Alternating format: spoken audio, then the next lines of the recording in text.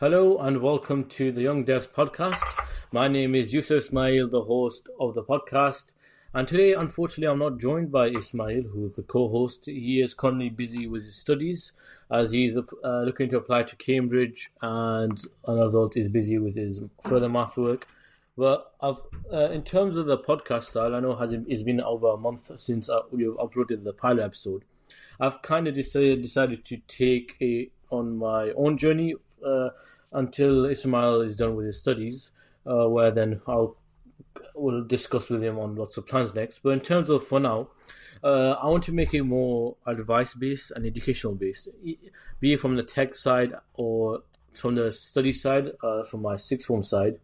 And so I've decided to talk about, in today's episode, degree apprenticeship, but later on I'll be bringing on some guests, like my friend Muzammil, who's primarily into medicine, and then some people I know who are into entrepreneurship, business side of it, and even some people who are into degree apprenticeships.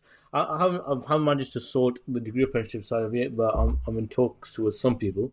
And so in terms of this episode today, I'll be giving some degree apprenticeship advice, and it's going to be a multi-part series where I'll deep dive into every stage of the degree apprenticeship process, while I research into it and I experience some of it. So currently, so a bit about me, if you haven't watched the pilot episode, I am the CEO and co-founder of Revise Wizard, the deputy head boy of Tawhid Boys Sixth Form and High School, and currently a 13th student in the process of applying for degree apprenticeship at big firms like JP Morgan, Amazon, and Rolls-Royce.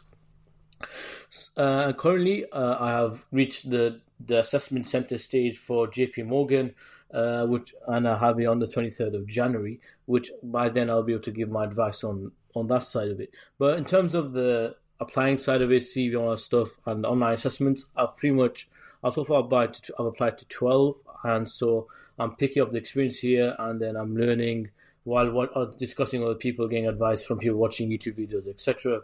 So I've decided just to share some of that advice because in terms of the podcast side of it, you can just listen to it while doing stuff. There's a lack of resource there, and also from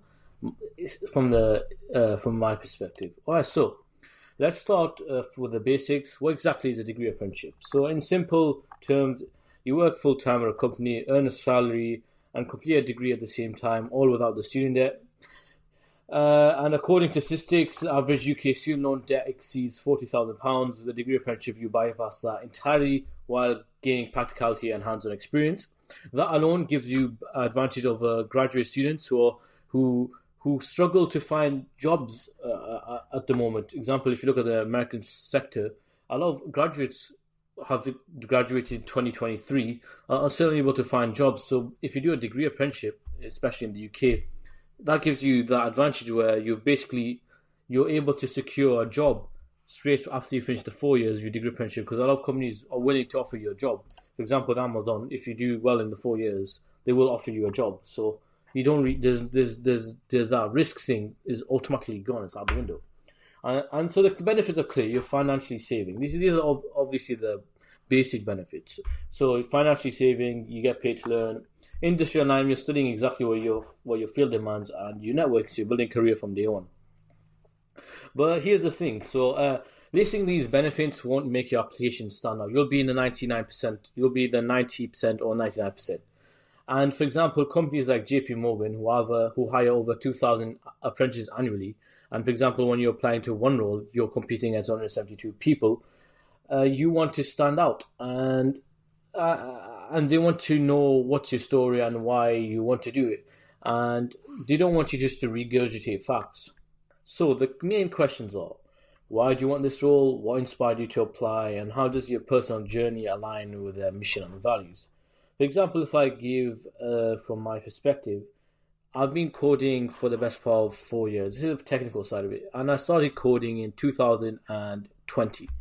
And now my story would be, I started coding in 2020 because I had a passion for creating websites, a passion for the idea of creation, adding stuff.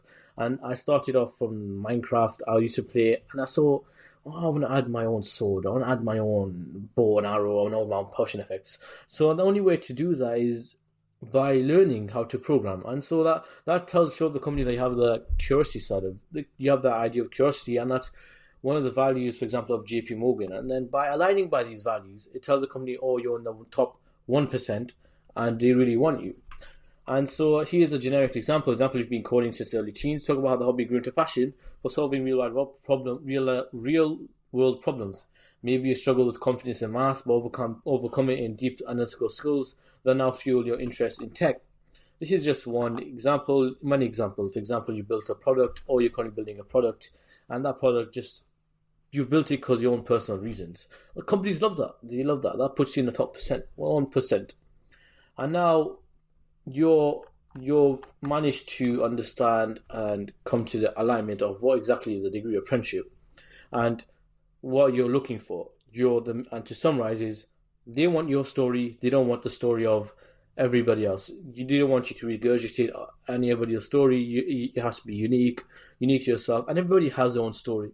Nobody has the same story as someone else. How you got to a certain point, why you did X, Y, and Z, it all comes down to even even minuscule tasks like revising for just an assessment. The way you revise, the way you articulate yourself when speaking with others, companies take that all into that's all part of your story, and companies take that into consideration. Alright, so now let's talk about the research and preparation for these degree apprenticeships. So first, researching opportunities. So the platforms I would use to find these degree apprenticeships are, number one, there's a Discord server which I will post a link to called Apprenticeships, and they have a Discord channel where they post constantly about these new degree apprenticeships that are opening. And ideally, you want to be the first. You want to basically get these as early as possible and do the research, because the research should be between 1 to 2 hours. Nothing less. And maybe if the company is like Amazon a bit more competitive, you can increase it. But ideally, that's what you're looking at. And there's platforms like Not Going to Uni, LinkedIn, and even Reddit. For example, I got my degree apprenticeship tracker from Reddit, which is on Notion, which I use to track my stuff. And also talk to current apprentices, which that's through networking on LinkedIn, to understand what their day-to-day looks like. For example, on Amazon, someone might tell you how they manage different software development cycles, and then also you can get advice on, and then you can just talk about it in your cover letter, or even ask them how they applied and how they manage themselves when applying. And like, for example, at BBC, they share what they do at BBC, which then you can then talk about when you're applying. Also, the number 2 advice I'd give is, this is like one of the important things. You should create a spreadsheet to track deadlines and requirements, because if you don't have a spreadsheet and you're just applying and you're writing it down here and there, you'll lose track, and then you'll just not know what you applied to, and then you might miss a message. For example, with EY, they didn't send any emails. I had to literally check the website here and there. I got rejected, unfortunately, but I've only been rejected by one company, and I still haven't heard back about it. So the strange fundamental point is that how I have it is I have the company name, the industry, the link of where the application is, when the application opens, when the application closes, and if the application is opened, and if I'm interested in it, and what stage I am. And then I note that down. It can be through Notion or Excel. And then you then make sure that you check daily for any apprenticeships that are open, and then you apply for those by doing your research. And next, this is the important part. You have to craft your story. This is like where you connect your past experiences with a company's value. For example, let's take the example of JP Morgan. Their values include service, excellence, and curiosity. Instead of saying I've always been interested in finance, share a personal anecdote. Something like, growing up, I watched my family navigate complex financial decisions, and it sparked a curiosity about finance. That curiosity drove me to complete an online course in personal finance, be like those courses online which are known as MOOCs, and where I learned about budgeting and investment strategies. And then the companies love that. But make sure when you're saying this, you're not lying. That's the important thing.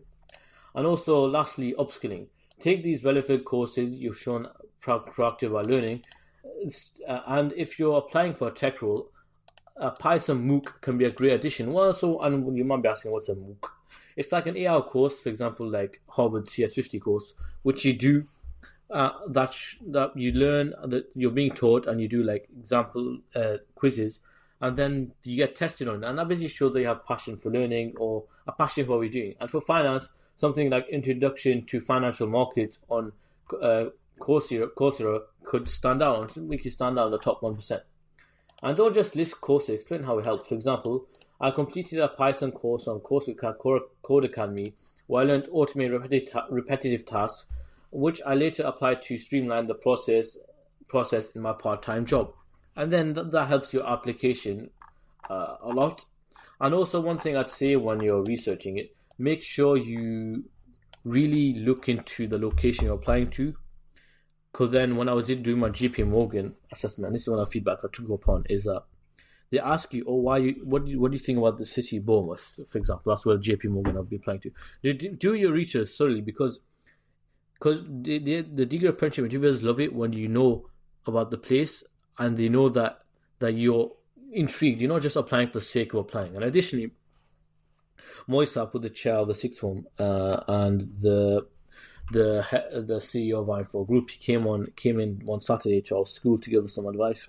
And he basically one of the things he was saying is that he was questioning us, and a lot of people were giving the generic answers of I don't want to go to uni because it's crap. I don't want to go to uni because I save the loans. And the thing he was saying is that you really won't get far in life if you just copy the majority, because being as in terms of applying to jobs, being that one person who has a unique story really shines an idea to the company that you really want to be there and that you've really thought deeply about what you want to do, because they don't really want someone who's going to apply, come on the course and then drop out.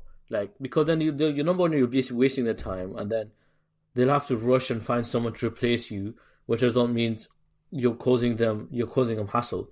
So by showing them that you really thought about what you're going to do, it really gives you that competitive edge, as opposed to people just applying for the sake of applying because you just want to avoid the route, the traditional route.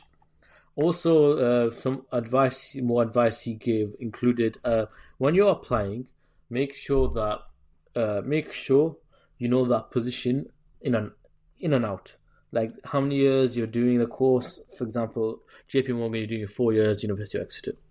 And then, so because they question you on that, and that what that shows additionally on top of that you've researched that position well, and it's not just a case of I'll apply to as many courses as I can. And this is and when I've spoken to people who've applied to 100, be it level 4, level 6 apprenticeship, a lot of people get rejected because they don't do any research.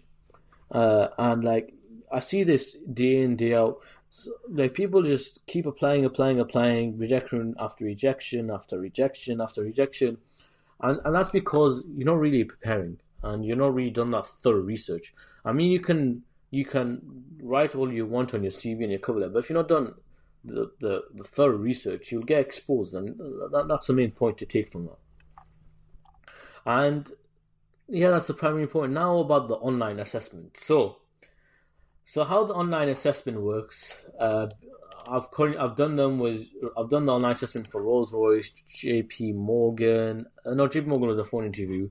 Vodafone and some other companies. And how it works is that structure. So you'll do a test on situational judgment, and you'll also do a numerical reasoning and a strengths-based questions. In terms of the situational judgment test, it's about, say for example, you see someone who works in the company who comes to you, and your manager. For example, you're working with them, and they say, I'm struggling with this task. What should I do? Should I contact my boss? Can you help me, etc.? Now, the right answer would be you'd help them. You show that you have that curiosity and want to help. And the reason, and that's exactly, and they're looking for people who have researched and know what to do in an exact situation. And my advice when you're preparing for this, and the advice I give to my peers is that go on YouTube and just type situational judgment test example videos. And there's loads of YouTube videos there. And just practice the questions. It gets you into that mindset where you should really be thinking. Practice endlessly. So example 4, I did the Rolls-Royce test, which I thankfully passed. I just did an hour of these situational judgment tests. And then it really gets you to the mindset of what should you do doing an XYZ situation. And that's a key outtake. You should really just practice. It's like revising for an actual exam or applying for a real-life job. you have to practice after practice after practice, and then it'll get you into that state of where you basically off your head, you know what to do, click click click, and you understand what you're doing. And then now for the numerical reasoning test, for example, for Rolls Royce, the test was they give you some shapes on the top, on the bottom, and then they give you like 3, 2, 4, 1, and the whole idea is you have to match triangle on top to say triangle on top is 3. You have to say, and there's 3. Then you have to say where the triangle on the bottom is, and then you have to match in the correct. And then it's a level game, and they say you can get to level 15, 16, etc. But they're looking on how good your math side of it is. And to basically practice that, I would say just do loads of math questions, comprehension questions. Practice, just like practice. Basically have like on top have like number 354, on the bottom 452, and just just practice like basically be able to identify where they are. And then, for example, Amazon's work style assessment evaluates how well you align with the leadership principles such as customer obsession or bias for action. And then some more tips. So, like example, like Amazon use Arctic shows. Just go on YouTube and research that platform. Review basic math and data interpretation, for example, knowing how to calculate percentages or interpret graphs, and be clear in explaining your reasoning, especially when you get video interviews. And so, in terms of the video interview side of it, so usually you'll do a test, and then now Amazon didn't do this, but Vodafone did, and some other companies. They'll give you a prompt or a question, and you have like 3 minutes to prepare that question. And that question example is, why do you want to work at Vodafone? Now, usually they use AI to mock that question, but they're looking for if you can stand out, and they give you a feedback report after that. And so, for example, why do you want to work at Vodafone, is make sure that you link it to yourself, not about all the company's values. That's a mistake people do, is that, or they just go bang on about the company itself, but they forget about themselves. But the main question they're looking for is about yourself. What exactly about you can you bring to Vodafone? And that's for the other question as well. I also make sure you research that, you'll have your cover letter, everything ready. And the questions usually can be found online, but make sure you practice those. And remember, even situational questions are a chance to show your personality. If a question asks you how to resolve a team conflict, weave in your values. For example, I'd prioritize open communication because I've seen how misunderstanding can derail projects during my work.